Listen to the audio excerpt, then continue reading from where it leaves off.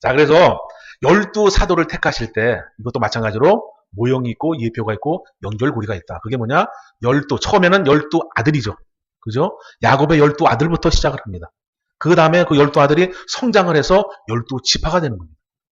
그것이 구약을 벗어나 신약으로 와서 12사도가 되는 겁니다. 우리 하나님은 한번 교회 가시고 작정하시면 그대로 이끌어 가신다. 즉 변개치 않는 하나님이시다 이거예요. 그래서 우리가 사람은 못 믿어도 하나님은 믿고 의지하셔야 됩니다. 제가 오늘 이렇게 말해놓고 내일 또 다르게 말할 수 있어요. 왜? 저는 인간이기 때문에. 근데 우리 하나님은 한번 교회 가시고 작정하시면 절대 변개치 않는다. 심지어 회전하는 그림자도 없으시다. 주무시지도 않는다. 자, 그래서 12지파, 12아들, 12지파, 그 다음에 사사는 12명이라고 보는 게 맞는데, 실질적으로 세보면 14명도 되고, 15명도 되고 합니다. 근데 실질적 사역을 한 건 12명의 사사가 있다고 합니다. 그러니까 사사도 12명이 되고, 그 다음에 12아들, 12지파, 12제자, 이렇게 연결고리가 되어지게 됩니다. 자, 그러면 이제 사도의 이름을 제가 한번 이제 읽어드리도록 하겠습니다. 첫 번째가 베드로, 두 번째가 안드레, 야고보, 요한, 빌립, 바돌로메, 도마, 세리마테, 야고보, 다데오, 시몬, 유다입니다. 여기서 특이점이 하나 있습니다. 이 12사도를 부를 때 우리 주님이 직접 다 부르셨다는 거예요. 우리 주님이 다니면서 그들을 선택하시고 그들을 불러서 세우시고 그들을 사용하신다는 겁니다. 이해가십니까? 그 이야기인 즉선 그냥 지나가는 사람 막 부르는 것이 아니라 우리도 회사를 쓰거나 뭘 할 때 사람을 세울 때 이력서를 보지 않습니까? 이력서를 보면서 그 사람의 모든 것, 이력서도 보고 또 상담도 하고 또 면접도 보고 이러면서 나중에 최종 합격을 하는 것처럼 우리 주님도 우리 성경에서는 내가 누굴 불렀다 이렇게 짤막하게 나와 있지만 우리 주님은 나다나엘이 어디서 어떻게 기도하는지 다 알고 계시는 것처럼 이들의 삶을 다 아시는 거예요. 그래서 그들에게 가서 그들을 불러서 세우게 되는 겁니다. 여러분들도 하나님 앞에 부름받고 싶고 제자로 세움받고 싶다면 나 불러주세요 이렇게 기도해야 될까요? 아니면 믿음을 갖춰야 될까요? 그럼 우문현답이죠. 여러분이 믿음을 갖추면 되고 여러분이 하나님 앞에 쓰임받을 수 있도록 나의 기술을 늘리시면 된다. 그럼 하나님이 나를 들어주시고 나를 택하시는 줄 믿으시기 바랍니다. 그래서 이 12제자는 우리 주님이 직접 부르셨다. 그런 특이점이 하나가 있고 또 하나는 뭐냐? 여기에는 이것이 또 있습니다. 베드로와 안드레가 친형제입니다. 야고보와 요한이 친형제입니다. 야고보와 다데오 또한 형제입니다. 세 번째 형제는 역사적으로 많이 입증되지는 않았지만 표현하는 거 보면 이들 형제입니다. 예수님의 12제자 중에 친형제가 3명이나 된대. 3팀이나. 이거 보고 막 놀랐는데 여러분들은 그냥 그런갑다 뭐 이러시는 것 같으네. 할렐루야 고맙습니다. 여러분 절대 성경에는 우연이라는 것이 없다. 다 필연이고 다 하나님의 계획이십니다. 자, 맨 마지막에 12제자 중에 가장 오래 산 사람이 누굴까요? 누구요? 요강? 사도 요한이죠. 물론 나이는 제일 어렸다 그러고 예수님의 사랑을 가장 많이 받았다 그럽니다. 그 사도 요한이 밤모섬에서 계시록까지 기록을 하고 그 이후에 뭐 거기서 이렇게 이렇게 살다가 뭐라 그래요? 이렇게 그냥 좀 편안하게 잠들었다는 사람도 있고, 뭐 에베소에 가서 목회를 했다는 사람도 있고, 뭐 순교를 했다는 사람도 있고, 전승에 따라서 조금씩 다르지만 사도 요한이 제일 오래 살았는데 그 사도 요한이 늘 강조하는 거, 가장 강조하는 게 뭘까요? 그렇죠. 사랑 누가 말했나? 네? 남궁국분이가 말했잖아요. 그죠? 사도 요한이 예수님의 가르침을 직접 받고 예수님과 친밀한 관계 속에서 사랑도 많이 받고 그 다음에 근 100년이라는 삶을 살면서 그가 깨닫고 그가 느끼고 그가 확신 가운데 거한 것은 우리 주님이 우리에게 알려주시는 건 사랑이구나. 사랑. 그래서 그 사랑장을 쓰게 되는 거예요. 1, 2, 3서까지. 요한복음도 읽어보시면 굉장히 우리 주님과의 밀접한 관계를 가는 그 사랑이 많이 숨겨져 있다. 계시록 또한 사랑이고. 그런데 사랑은 물론 연인 간의 사랑만 있는 게 아니라 형제 간의 사랑도 중요하다는 거예요. 우리 주님이 저와 여러분에게 뭐라고 불러주십니까? 형제라 그러잖아요. 형제. 격식도 가지고 사랑도 해야 되겠지만 남들하고는 다르다 이거예요. 그죠? 형제라고 해서 막대하면 안 되죠. 가족이라서 막대하면 안 되고. 가까울수록 우리가 어느 정도는 예의를 지켜야 되지만 남하고 지키는 예의와 내 사랑하는 사람과 예의 지키는 것은 다르다. 왜? 이 형제는 나의 처음부터 같은 호흡을 했기 때문에 가장 깊이 알잖아요. 깊이. 사실 부부가 이루기 전에는 부모님한테 말 못하는 거 형제한테 말 다 하지 않습니까? 근데 결혼하면서 이제 부부 관계로 바뀌는 거지. 그죠? 그래서 우리가 주님에 대해서 가장 속속들이 할 수 있고 주님의 마음을 가장 이해할 수 있는 건 저와 여러분이 형제가 돼야 된다. 형제가. 그래서 가장 기쁜 관계, 가장 이렇게 밀접한 관계는 형제다. 그래서 사랑은 하나님과의 사랑도 있지만 그 다음이 바로 형제 사랑이다. 제가 그래서 늘 강조 드리는 것 중에 세 가지 사랑이 있습니다. 세 가지 사랑. 첫 번째가 무슨 사랑일까요? 하나님 사랑이죠. 하나님 사랑. 두 번째는 무슨 사랑일까요? 지금까지 말한 형제 사랑. 그리고 세 번째가 바로 이웃 사랑이 되는 거예요. 이웃 사랑. 그래서 이 사랑의 관계에서도 제가 나중에 또 시간 되면 또 설명을 드리도록 하겠습니다. 그래서 우리가 해야 되는 사랑은 첫 번째 하나님을 향한 사랑, 두 번째 형제 간의 사랑, 그 다음에 이웃에 대한 사랑을 저와 여러분이 하셔야 될 줄로 믿습니다. 그러나 사랑이 있어야, 사랑을 받아봤어야, 사랑을 해봤어야 사랑을 한다. 사랑의 아픔을 겪은 사람이 사랑을 잘할까요? 못할까요? 우리는 아픔 때문에 사랑을 안 하려고 하고 아픔 때문에 사랑을 못할 것 같지만 한 사람과의 사랑 속에서 아픔이 있어야 이 사람과 헤어짐이 있고 다음 새로운 사람 만났을 때 더 아름답고 깊은 사랑을 할 수 있는 겁니다. 아픔만큼 성장한다. 아픔만큼 성숙한다. 그래서 주님과의 사랑 많이 키우셔서 하나님 앞에 영광 돌리시기 바랍니다. 자, 그래서 이제 이렇게 12명의 제자, 사도를 하나님이 부르시게 됩니다. 근데 이 관계를 보면 하나님이 이들을 직접 택하시고 그들에게 무언가를 교육하시고 그 다음에 그들을 보내시는 거예요. 그래서 사도다라고 하는 겁니다. 그래서 이 사도들에 의해서 지금 저와 여러분이 있는 겁니다. 이 사도가 활동하지 않았고 이 사도들이 순종하지 않았다면 저와 여러분은 없는 거예요. 우리는 그냥 이방인이고 쭉정이에 불과해요. 쭉정이. 천국은 쭉정이가 갈까요? 알곡이 갈까요? 자, 여러분 뒤를 돌아 한번 보시기 바랍니다. 뒤돌아보세요. 우리 교회는 특징이 바깥이 보입니다. 예배 드릴 때. 지금 저 돈에 추수하고 있어요. 추수.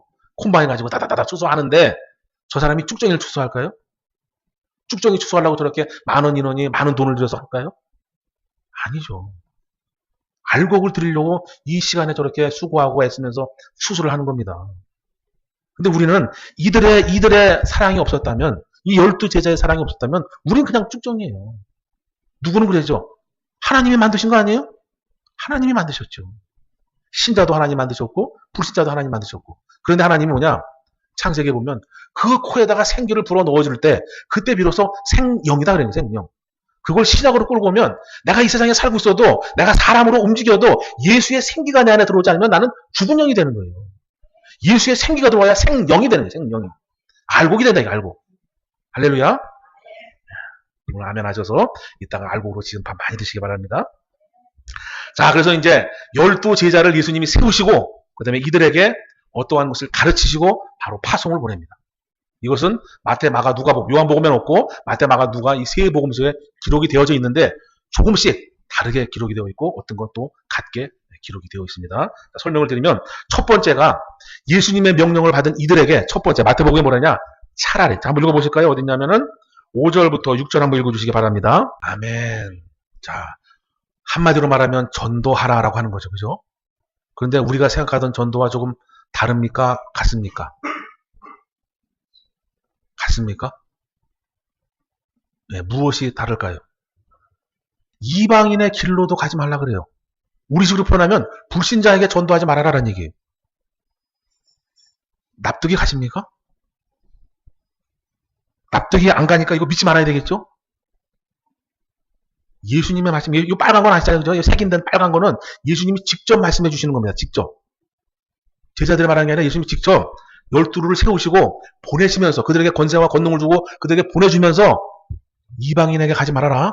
즉 불신자에게 전도하지 말아라.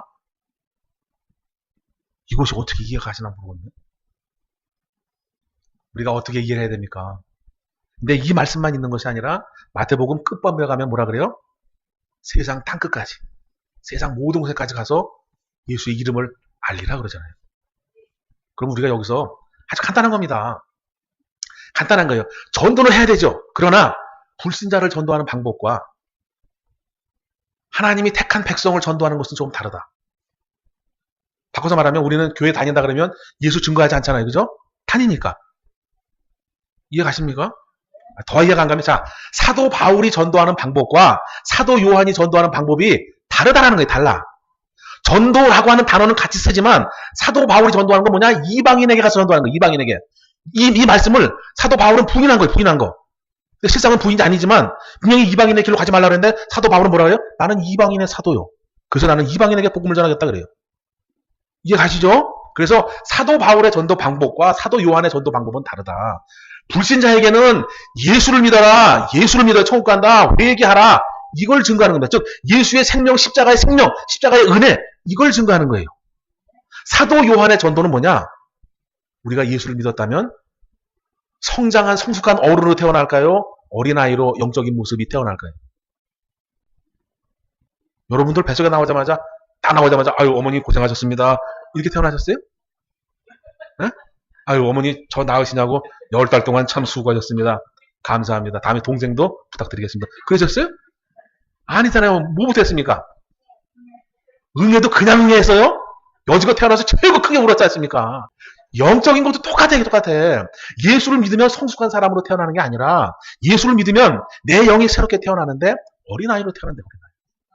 그렇기 때문에 예수님이 지금 마태복음에도 마가복음에도 누가복음에도 뭐랬냐면 가르치라 그래. 가르치라. 복음을 가르치라. 하나님의 것을 가르치라.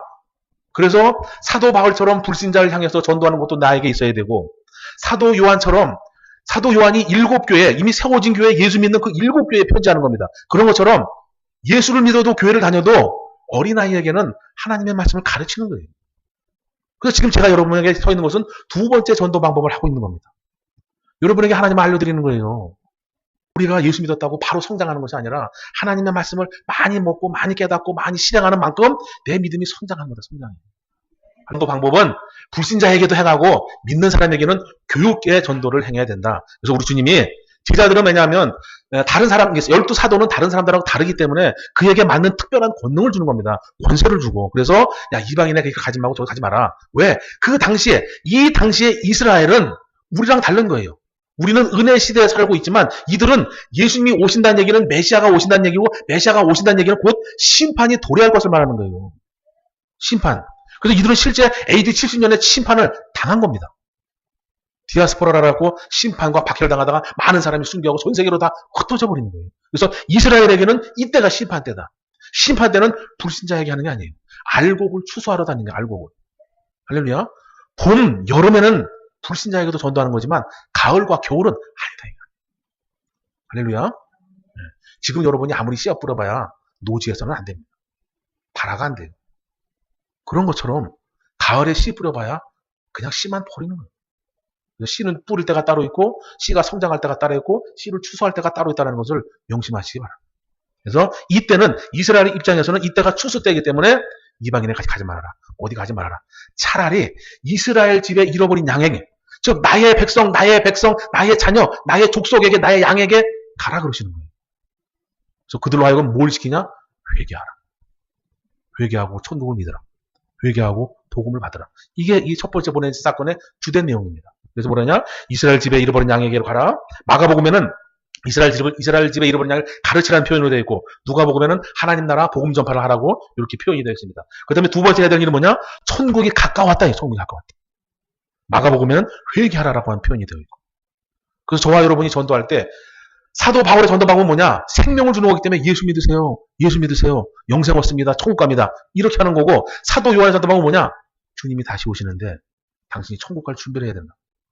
주님이 어떤 모습으로 언제 어떻게 오실지 나는 모르기 때문에 내가 항상 깨워서 그 신랑을 맞이할 준비를 하셔야 된다고. 준비하라고 전도하는 게 사도 요한의 전도 방법입니다.